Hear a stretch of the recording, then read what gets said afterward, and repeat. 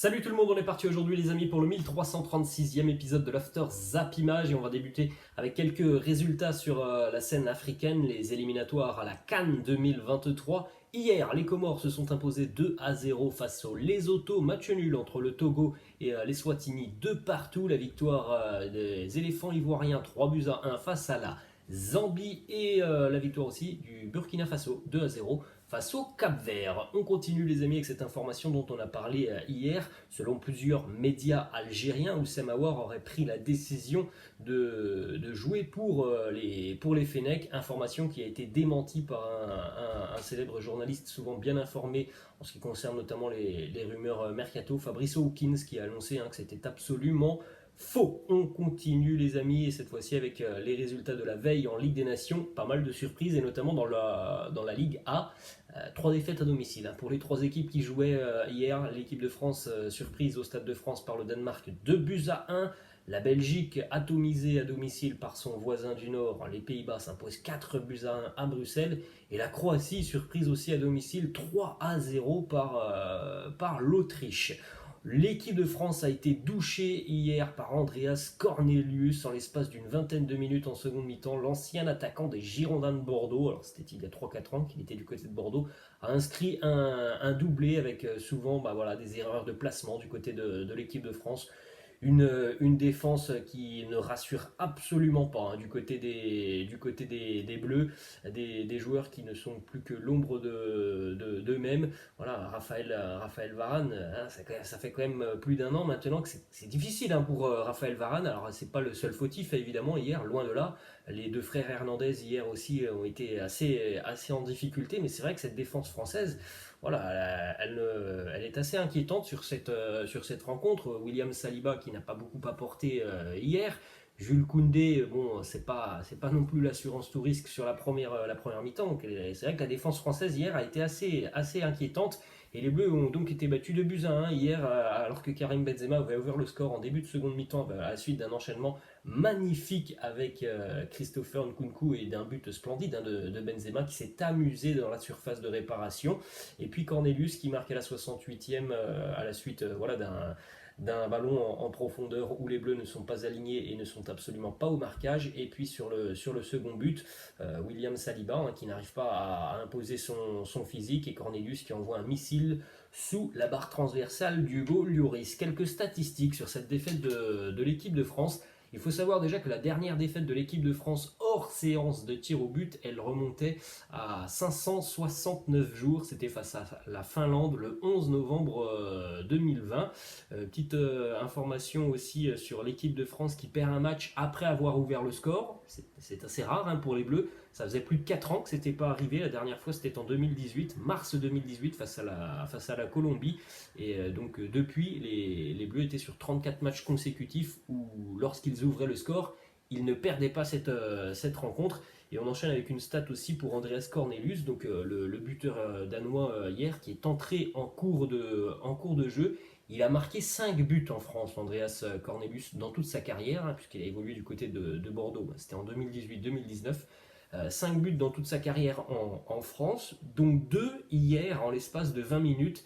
C'est quasiment autant que sur les 781 minutes qu'il a disputé avec les Girondins de Bordeaux. On enchaîne avec aussi 2 autres informations du côté des Bleus. Une soirée un peu compliquée pour l'équipe de France qui a véritablement aussi manqué de créativité face à ce genre d'équipe, face à ce genre de bloc bas.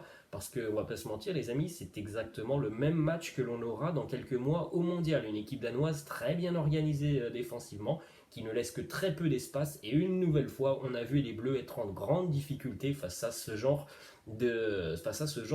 d'équipe. Et en plus de ça, on a vu l'équipe de France très fébrile défensivement. Alors évidemment, c'est aussi le début du rassemblement, mais c'est sûr qu'on aura le même match dans quelques mois au Qatar face à cette même équipe danoise qui nous pose énormément de soucis. Ça avait été déjà le cas au Mondial 2018. Donc 2 infos aussi hier, mauvaise nouvelle, Kylian Mbappé est sorti à la mi-temps, touché, et puis il en est de même aussi pour Raphaël Varane, visiblement lui aussi touché au niveau de la cuisse. Deux pépins physiques en plus de ça pour l'équipe de France. Après, évidemment, une saison qui a été tout de même assez longue, notamment pour Mbappé. Une saison qui a été euh, assez compliquée pour Raphaël Varane, hein, qui a connu pas mal de pépins physiques du côté de Manchester United. Guy Stéphane, qui était donc hier l'entraîneur de l'équipe de France, en l'absence de Didier Deschamps. Guy Stéphane, il nous parle de Mbappé, de cette blessure. Il nous dit Kylian a un problème au niveau du genou. Je ne connais pas la nature exacte, mais il va passer des examens. Une petite information aussi sur Antoine Griezmann, hein, qui a beaucoup de mal à rayonner. Antoine Griezmann sur cette année 2022, hein, hier un match quasiment fantomatique de Griezmann. Il n'a plus marqué depuis 20 matchs, toutes compétitions confondues, club et sélection. Ça fait beaucoup, hein, pour Griezmann. Il n'y a pas énormément de satisfaction hier, hein, du côté de l'équipe de France. Peut-être le milieu de terrain qui a été tout de même assez intéressant. Tchouaméni, N'Golo Kanté, Hugo Lloris qui a sorti aussi des arrêts déterminants hier. La prestation de Karim Benzema plutôt intéressante. Après, voilà, c'est quand même très compliqué, hein, ce que nous ont proposé les autres joueurs français quand on sort ces quatre joueurs qui ont été au niveau de cette rencontre. Regardez le but de Karim Benzema, ça avait pourtant bien démarré en début de seconde mi-temps pour l'équipe de France. La talonnade de Christopher Nkunku, pleine surface de réparation, et après Karim qui va éliminer deux défenseurs danois avec un crochet, voilà, tout simplement un geste très intelligent et qui vient finir, voilà, devant les buts à 3 mètres du but, un petit plat du pied tranquillement pour éliminer donc les défenseurs et le gardien danois. Magnifique but de Karim Benzema qui a inscrit donc hier son 50e but cette saison, club et sélection confondus. Monstrueux évidemment pour KB Nouébé.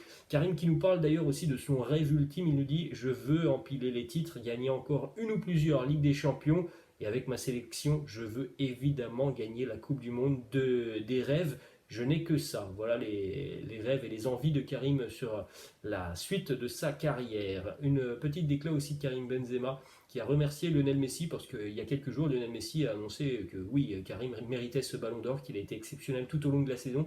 Karim qui nous dit les paroles de Messi me donnent plus de motivation pour faire mes choses, ça me rend très heureux. C'est évidemment toujours gratifiant d'être félicité par un joueur comme Lionel Messi qui lui a remporté déjà bon nombre de ballons d'or. Ensuite on enchaîne les amis avec une déclaration d'Aurélien Tchouaméni, hein, qui a été lui plutôt à l'aise hier. Il nous dit la chance qu'on a c'est que le prochain match arrive vite pour montrer le vrai visage de l'équipe de France. Et oui, le prochain match, ce sera déjà lundi pour les Bleus du côté de la Croatie, face à une sélection croate qui hier aussi a été énormément en difficulté. Ensuite, on enchaîne les amis avec une déclaration d'Hugo Lloris qui nous dit ce n'est jamais bon de commencer par une défaite. On est tombé face à une très bonne équipe bien organisée. On peut avoir des regrets. À 1-0, on a quelques occasions pour en mettre un deuxième. Quand on ne peut pas gagner, il faut savoir ne pas perdre. Il a aussi rajouté, Hugo Lloris, que ça allait peut-être servir pour l'équipe de France, ce genre de défaite, pour remettre les pieds peut-être sur terre du côté des Bleus. Il est évident les amis qu'il vaut mieux que cette défaite arrive voilà, sur ce match de Ligue des Nations que dans quelques mois lors du mondial. Ensuite une déclaration de Kasper Hjulmand, le sélectionneur du Danemark, qui nous dit bien sûr que nous sommes heureux avant tout, très heureux et très fiers avec cette fantastique performance ici à Paris et tout le mérite revient aux joueurs. Alors les amis, évidemment que cette sélection danoise, elle n'a peut-être pas les qualités techniques de l'équipe de France, mais en tout cas en ce qui concerne la cohésion du groupe et l'organisation tactique, c'est une sélection qui est tout de même très difficile à bouger, hein, cette sélection danoise, et l'équipe de France a régulièrement des soucis face à cette sélection. On enchaîne les amis avec un autre résultat hier du côté de Bruxelles.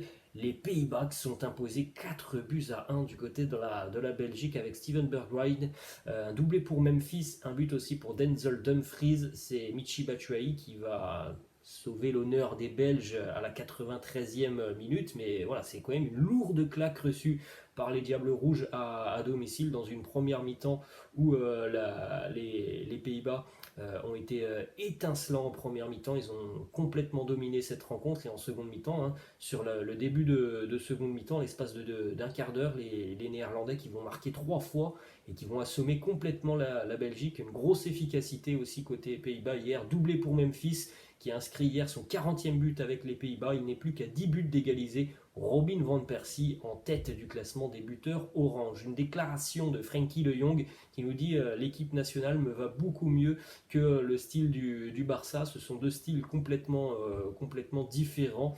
Je suis beaucoup plus libre du côté des Pays-Bas. Regardez quelques stats hier pour Frenkie de Jong. Une passe décisive, 4 passes clés. 77 ballons touchés, 3 sur 3 en ce qui concerne les transversales, 2 sur 2 pour les dribbles, 3 sur 3 en ce qui concerne les duels aériens, 3 sur 5 sur les duels tout simplement, et 2 interceptions, donc un match complet pour Frenkie de Jong. Côté Diable Rouge belge, petite information, Eden Hazard a joué hier toute la première mi-temps, il a joué 45 minutes Eden Hazard. On enchaîne les amis du côté de la Ligue 1, quelques informations. Mercato, c'est signé au Paris Saint-Germain. RMC, l'équipe et bon nombre de journalistes l'annoncent. Luis Campos s'est engagé avec le Paris Saint-Germain, contrat de 3 ans. Il ne sera pas le directeur sportif du PSG, mais il sera conseiller sportif du président Nasser Al-Khelaifi. Bon, ça se rapproche évidemment du poste de directeur sportif. Ensuite, on a une information du quotidien Le Parisien qui annonce que Mauricio Pochettino sera limogé dans les tout prochains jours du côté du PSG. Donc, on a nommé le nouveau directeur sportif, entre guillemets, même si ce n'est pas vraiment l'appellation qu'on utilise. Et on va donc normalement remercier Pochettino dans les prochains jours. Et le quotidien Le Parisien annonce avec fermeté que Christophe Galtier est l'un des favoris pour succéder à Mauricio Pochettino. Le coach des Aiglons serait même intéressé par le projet parisien. Alors les amis, on l'a déjà dit, Luis Campos connaît parfaitement Christophe Galtier et Christophe Galtier connaît parfaitement Luis Campos. Ils se sont côtoyés du côté de Lille et ont bâti une équipe championne de France il y a quelques années. Ensuite, on enchaîne les amis du côté de l'Olympique de Marseille. 2 départs en vue pour l'OM qui devrait vendre Paul Lirola et Sead Kolasinac. Alors Paul Lirola, c'était une déception cette année, et puis Kolasinac, voilà, c'est une arrivée qui n'a apporté vraiment quasiment rien du côté de l'OM. Autre information mercato, Naïef Aguerd qui devrait donc s'engager du côté de West Ham. Les Hammers vont transmettre une offre d'à peu près 35 millions d'euros, voire plus au Stade Rennais. Donc c'est évidemment un gros coup réalisé par Rennes avec une énorme plus-value avec cette arrivée de Naïef Aguerd qui arrivait en provenance de Dijon. Là, ils vont le vendre pour plus de 35 millions d'euros, donc c'est un gros coup à réaliser par les Bretons. Ensuite, le message posté par Alexandre Lacazette sur ses réseaux sociaux et notamment Twitter. Il annonce officiellement son départ d'Arsenal et donc maintenant on attend la destination d'Alexandre Lacazette. Ça devrait être l'Olympique Lyonnais. D'ailleurs, l'OL va essayer de négocier avec le Shakhtar Donetsk pour conserver Tété. Alors Tété, pour le moment, il a une clause libératoire de 28 millions d'euros. L'OL trouve que c'est tout de même un montant très élevé, donc les Gaunes sont actuellement en train de négocier avec le club ukrainien. On se dirige maintenant du côté de la Ligue 2. Ça fait bizarre de dire qu'on va parler de Saint-Etienne en Ligue 2, mais c'est bel et bien le cas. On en avait parlé hier, c'est désormais officiel. Laurent Batles, ancien entraîneur de l'Estac, c'est lui qui entraînait Troyes sur la première partie de saison. Il devient donc l'entraîneur de l'AS Saint-Etienne jusqu'en 2024. Il a dit que voilà, on allait du côté de Saint-Etienne, on allait reconstruire une équipe et bâtir un nouveau projet pour aller viser aussi la montée en Ligue 1. Du côté des Girondins de Bordeaux, là aussi, ça fait bizarre de dire que Bordeaux est en Ligue 2, mais c'est bien le cas pour les Girondins.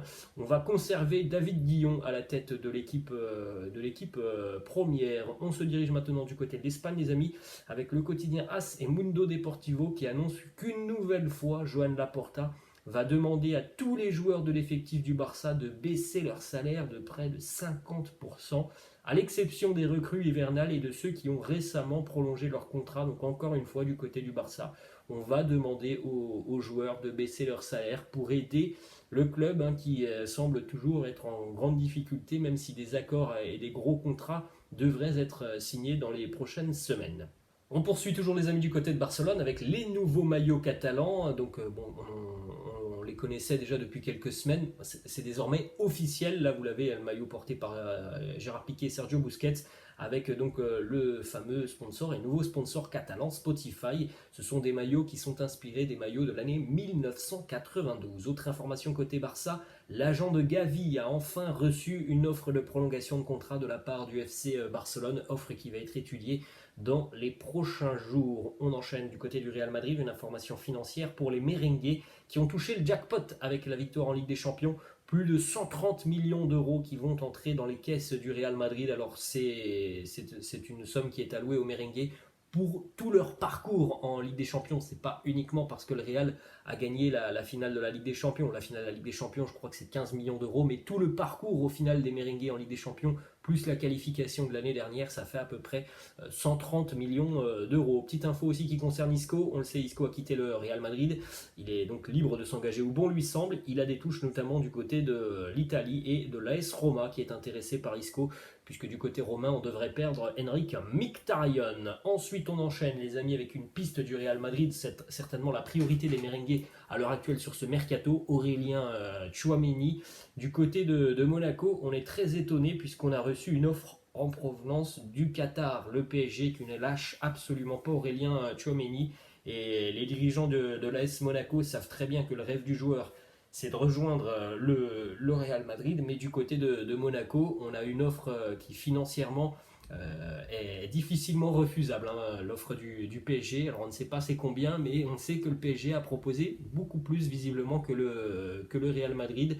Donc affaire à suivre, hein, le PSG qui pourrait donc peut-être shipper Tchouaméni au Real Madrid après avoir douché les espoirs madrilènes en ce qui concerne Kylian Mbappé. Ensuite, cette déclaration intéressante de Sadio Mané qui nous dit 60% ou 70% des Sénégalais veulent que je quitte Liverpool. Eh bien, je vais faire ce qu'ils veulent. Nous le verrons bientôt. Donc voilà, il annonce quasiment officiellement, hein, Sadio Mané, que dans quelques jours ou quelques semaines, il ne sera plus un joueur des Reds de Liverpool. On enchaîne, les amis, du côté de Manchester City, une déclaration de Kevin De Bruyne sur l'arrivée de Erling Haaland. Il nous dit son transfert devrait nous aider à grandir en tant qu'équipe. Tout le monde attend beaucoup de lui. Ils ont toujours cherché un numéro 9, mais je pense que ce sera bien d'avoir cet attaquant qui peut marquer 20 ou 25 buts par saison. Ensuite, une déclat aussi de Cristiano Ronaldo qui nous dit la chose la plus importante pour moi est d'essayer de gagner des titres. Manchester United retournera là où il le mérite. Je ne sais pas combien de temps cela prendra, mais moi j'y crois. Voilà les mots de Cristiano qui se lance donc dans un nouveau challenge l'année prochaine avec les Red Devils d'Eric Ten Hag. Voilà les amis, la fin de cette vidéo. J'espère que ça vous a plu. N'hésitez pas comme d'habitude à lâcher un petit pouce bleu. N'hésitez pas non plus à vous donner la chaîne. Je vous laisse, je vous dis à la prochaine. Ciao.